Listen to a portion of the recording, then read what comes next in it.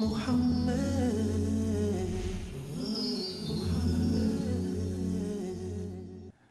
walhamdulillah wa salatu wassalamu ala rasulullah amma ba'd. Assalamu alaikum wa rahmatullahi wa barakatuh, my dear brothers and sisters in Islam, and welcome back to the seerah of Prophet Muhammad sallallahu alaihi wasallam.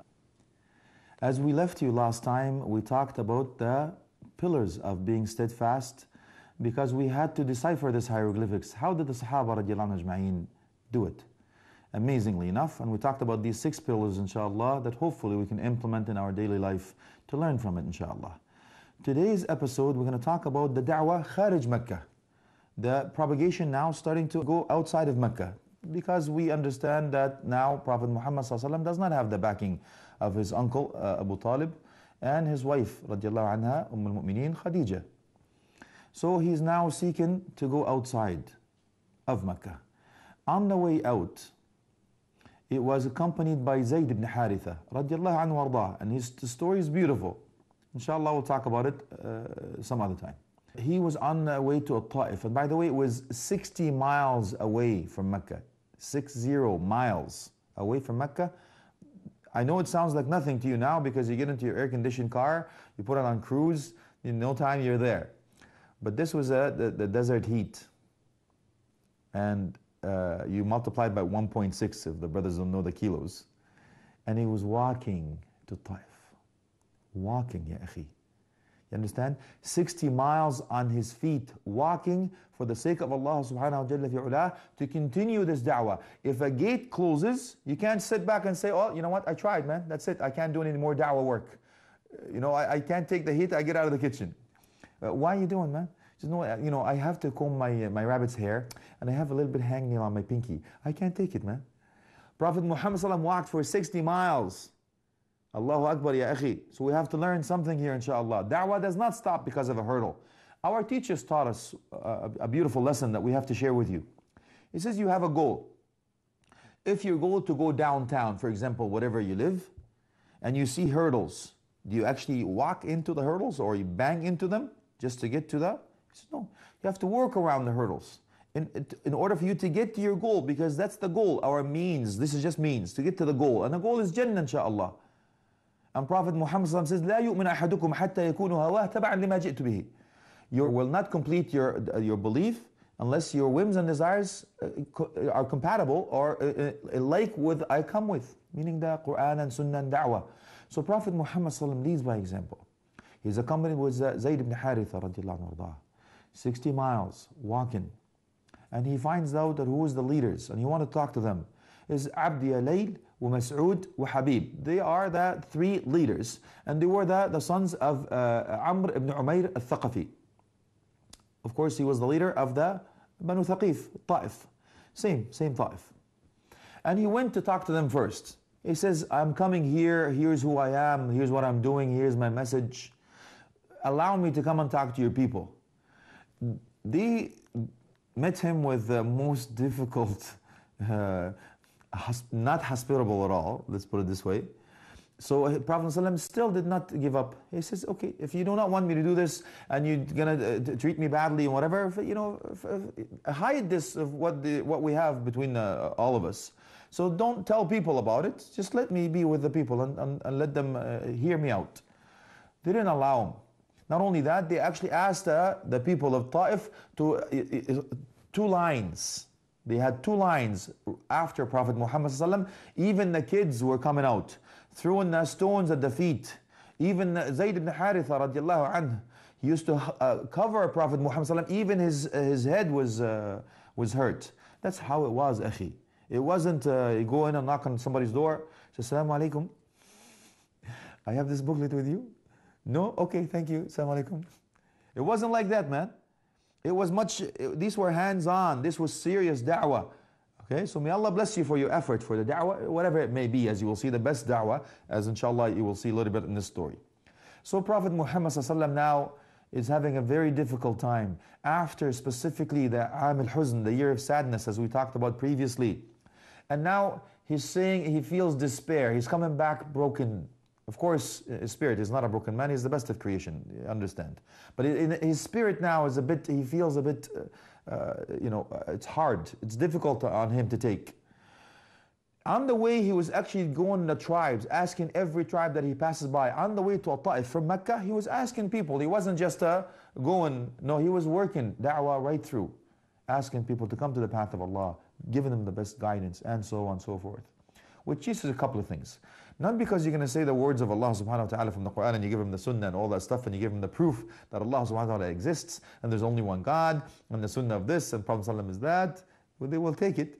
We discuss these issues with a lot, even when we sit on a multi-faith committee, and we discuss these issues, proof, and even with learned people that they should know better. It's not that easy. In the hand of Allah subhanahu wa ta'ala, Allah subhanahu wa ta'ala mentioned that as we talked about previously, إِنَّكَ لَا تَهْدِي مَنْ أَحْبَبْتَ. You will not guide those whom you love. So the hidayah comes from Allah subhanahu wa ta'ala. But what's the condition? وَالَّذِينَ جَاهَدُوا فِينَا لَنَهْدِيَنَّهُمْ سُبُلَنَا. Those who strive in our path, we will guide them to our ways, inshallah. So if they seek to be guided and not fish for faults, they really want to find the truth, Allah subhanahu wa ta'ala will guide them, inshallah. Allah will not let them astray, inshallah. But they has to have sincerity to be guided and don't have any preconceived idea on not fishing for faults or whatever it may be. Wallahu a'lam. Now Prophet Muhammad gone through the difficulties that was gone through. On the way back, he's now trying to get away from these people. He says he goes to a ha'it. It's a wall that he will use as a shield to be protected from these people. لعتبة وشيبة ابن ربيعة. عتبة ابن ربيعة وشيبة ابن ربيعة. Even though they're staunch enemies in Mecca, but when they saw him in this state, they sort of felt compassionate toward him. Subhanallah, ya akhi. Imagine. So it says, one of the narrations says there was a ghamam, like a cloud to hover over Prophet Muhammad to cover him from the shade. So Prophet Muhammad sat down, his back against the wall, or in some narration says he stood under a tree for the shade. And now he says this beautiful dua. He says, Allahumma anta rabbi wa rabb al-mustad'afin. And the dua, mashallah, it's a beautiful dua. It said, Oh Allah, ashku ilayka. Oh Allah, I complain to you, ضعفي ضعف قوتي وقلة حيلتي وهواني على الناس. Oh Allah, I complain to you. So we learn something here too. When we complain to Allah subhanahu wa ta'ala. So when you ask a brother or sister, how are you, akhi? Says, my kidney is killing me. The kids are driving me nuts. My wife is doing that, or my husband is doing this. The bills are too much. I cannot afford this anymore. I don't have a job. My health is going down the drains. I'm going bankrupt, and the weather is terrible, and I have to do this, and in the end of all that long list, he goes, like alhamdulillah ala kulli hal. But anyway, alhamdulillah. Because after this long list, akhi, why don't you say alhamdulillah ala kulli hal? وَنَعُوذُ بِاللَّهِ مِنْ حَالِ أَهْلِ النَّارِ. That's what you're supposed to say. You're supposed to say Alhamdulillah under any circumstances. And we seek refuge Allah from the dwellers of the hellfire.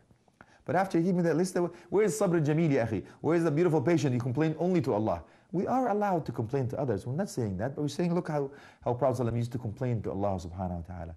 Allahumma inni ashku ilayka da'fa quwwati. Oh Allah, I complain to you with the weakness of my power. وَقِلَّةَ حِيلَتِي. I don't have this worldly affair, the things that I should be doing. And وَهَوَانِي عَلَى النَّاسِ. People belittle me. And he says, اللهم أنت ربي ورب المستضعفين. ولكن وأنت أرحم الراحمين ورب المستضعفين. And you are the Lord, the most compassionate, most merciful. And you are the Lord of those who seek strength in you, those weak who are seeking strength in you.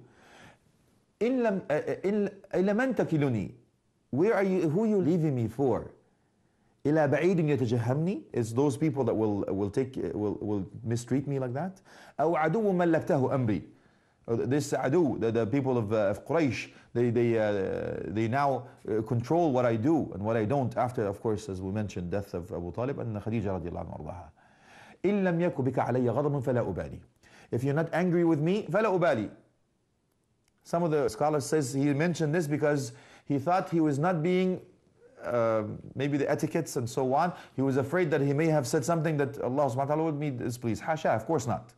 But Allah subhanahu wa ta'ala will see how he treated him after, just to make sure that the status of Prophet Muhammad sallallahu alaihi wasallam. He says, if you're not angry with me, فَلَا أُبَالِي. I don't care about anything else. I remind you of a line from a poem, أخي and أختي, from this Hadi al-Tariq, the That's something that you're supposed to have as a companion with you on the path. This Hadi Tariq, this poet, the Shi'r, says, فَلْيَرْضَ عَنِّي النَّاسُ أَوْ فَلْيَسْخَطُوا أَنَا لَمْ أَسْعَى لِغَيْرِ رِضَاكَ. فَلْيَرْضَ عَنِّي النَّاسُ أَوْ فَلْيَسْخَطُوا. If people are pleased with me, they're displeased with me, أَنَا لَمْ أَعُدْ أَسْعَى لِغَيْرِ رِضَاكَ. I am only seeking your pleasure. So who do you have to please first, أخي and أختي? Do you have to please Allah subhanahu wa ta'ala and follow the sunnah of Prophet Muhammad, or do you really care what people think? Have you ever thought, what would Allah subhanahu wa ta'ala think? Have you ever thought, ukhti, I can't wear the hijab because people will think I'm passé, I'm old fashioned, I'm behind the caves, or I belong to these people called terrorists, or I'm being oppressed if I wear the hijab, or if I have the whatever it is, akhi and ukhti. Is that what you're really worried about? You shouldn't be worried about anybody else, because those who please Allah in the displeasure of people, Allah will please with them and force people to be pleased with them. But if you displease Allah subhanahu wa ta'ala to please people, Allah subhanahu wa ta'ala will be displeased with you and will force people to be displeased with you too. So count on the one, ya akhi, that has the keys for heaven or hell. What people will help you? They won't come and help you, wallahi, on Judgment Day.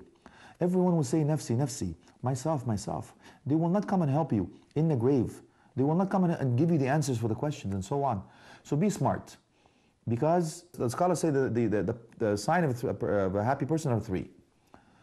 مَنْ يَتْرُكُ الدُّنْيَا قَبْلَ أَنْ تَتْرُكُهُ. Those who leave their life before it leaves them. وَمَنْ يَبْنِي قَبْرَهُ قَبْلَ يَسْكُنَهُ. Those who build their grave before they live in it. And وَمَنْ يَرْضِي رَبَّهُ قَبْلَ أَنْ يَلْقَاهُ. And those who please Allah before they meet Him, akhi. Not to please the people. And remember, again, the signs among the times, ya akhi, that you will love, يُحِبُّونَ الْقُصُورَ وَيَنْسَوْنَ الْقُبُورَ. يُحِبُّونَ الْمَالَ وَيَنْسَوْنَ الْحِسَابَ. يُحِبُّونَ الْمَخْلُوقَ وَيَنْسَوْنَ الْخَالِقَ. It's impossible for you to be that. You cannot be among those three.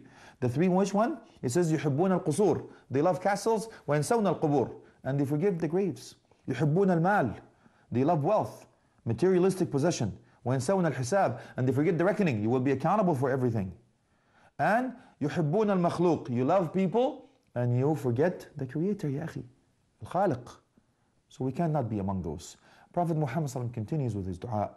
He says, إن لم يكن عليك بك غضب علي فلا أبالي لك العتب حتى ترضى ولكني أعوذ بوجهك الذي أشرقت به نور السماوات والأرض وصلحت به أمور الدنيا والآخرة. With Prophet Muhammad says that I will seek refuge in you from this. فلك العتب حتى ترضى ولا حول ولا قوة إلا بك.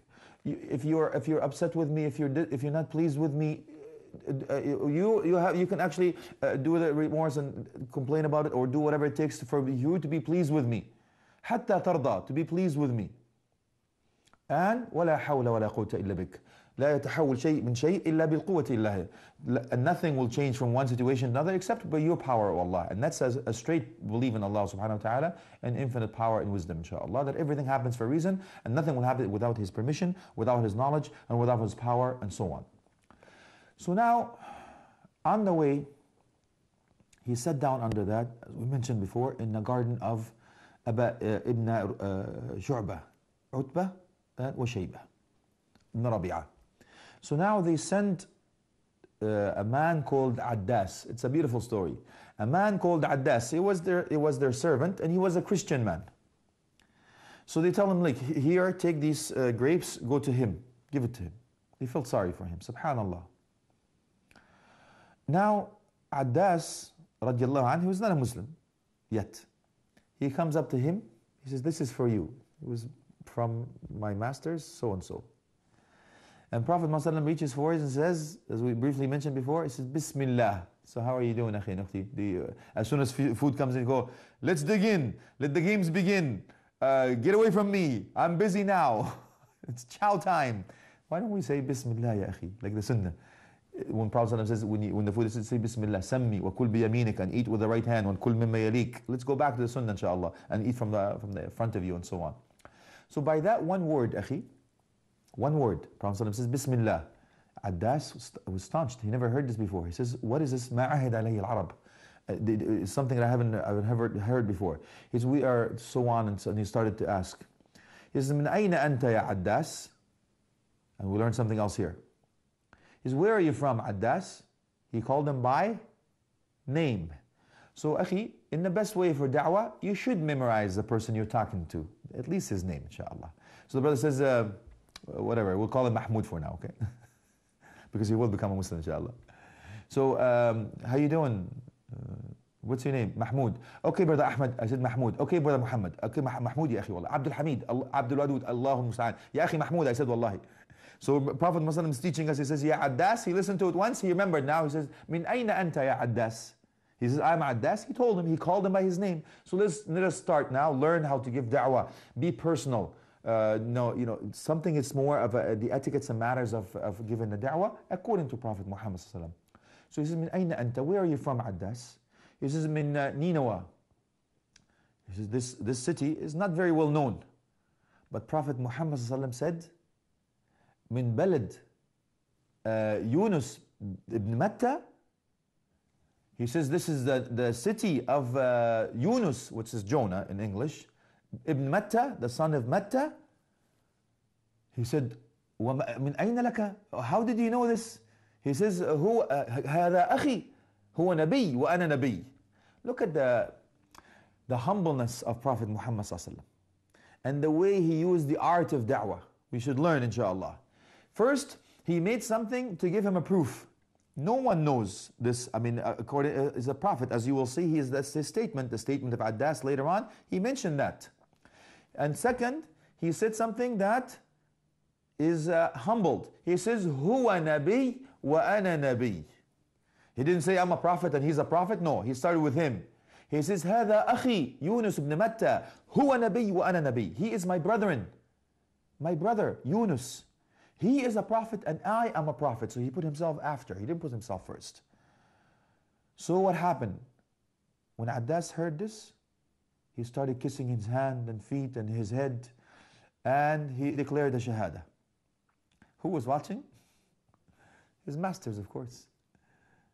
Utbah wa Shayba ibn Rabi'a. He says, "Ah, afsada alayna al-ghulam." He said, he spoiled this man. We lost this man. He just sat with him for a few minutes, and the man is spoiled already. What happened? So how long you been a Muslim for, akhi, and you've been dealing with these people? Not one person asked you about Islam for the. I'm not asking you to be the best da'iyah and turn people by the magic wand and by your as you're walking by go, wow, what a beautiful man. I want to be a Muslim. I'm not asking you to be that, but at least look at the way it is. This is behavior, etiquettes, manners, conduct. I'll tell you the proof. This is a true story. I believe it was in the UK. Some of the people went to the university there. They spoke in Arabic. They spoke in Arabic, and every time that a lady comes in, a colleague that comes close by, as soon as she comes close enough and wants to ask him something or whatever, it's halal, inshallah. They turn into English. They speak into English. So she noticed the first time. Every time it happens, so you can understand now. One person is talking that Arabic, a very rough language, and all that stuff.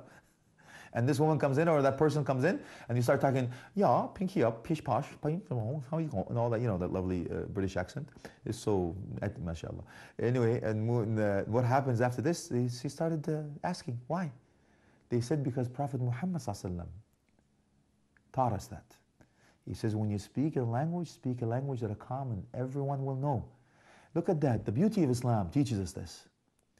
By establishing one sunnah, this woman became a Muslim. 6 months later, she became a Muslim. She declared a Shahada. By the establishing one sunnah, by adhering to the teaching of Prophet Muhammad, people will become Muslims, inshallah, ya akhi. Lead by example, walk in pulpit, by your role model, by your actions, your matters, your etiquettes and your moral conduct, your behavior. It's the best way for da'wah. And remember again she said she asked him about something, and that's the proof in the Quran. يَسْأَلُونَكَ عَنْ قُلْ. They ask you about, say. So you can understand now why Prophet Muhammad ﷺ is the best teacher. We learn from him, we follow, inshallah. So he says, Ya Addas. So when he mentioned, and he talked about him being humble, mentioned Yunus ibn Matta, no one would know that. So he goes back to them, to Shayba and Utbah. He goes back, Ya Sayyidi. He says, what happened to you? He goes, Ya Sayyidi. He told me something only a prophet would know, because he told them about Ninwa, Yunus ibn Matta, alayhi salatu wasalam, and so on. He says, Wayhak ya Addas, deenuka khayrun min deenih. Your religion is better than his religion. Subhanallah, look at the frame of mind and what they had. Of course, it wasn't to be. Some of the opinions of the scholars that Allah subhanahu wa ta'ala sent Prophet Muhammad specifically for that place. For whom? For the sake of Addas. Allahu Akbar. That's a great honor for Allah subhanahu wa ta'ala to send the seal of the prophets and messengers to that place in order for Addas to listen to Prophet Muhammad sallallahu alaihi wasallam and him become a Muslim. Can you imagine, akhi and ukhti, the honor of Addas radiallahu anhu wardah? Now, after this, Prophet Muhammad sallallahu moved on.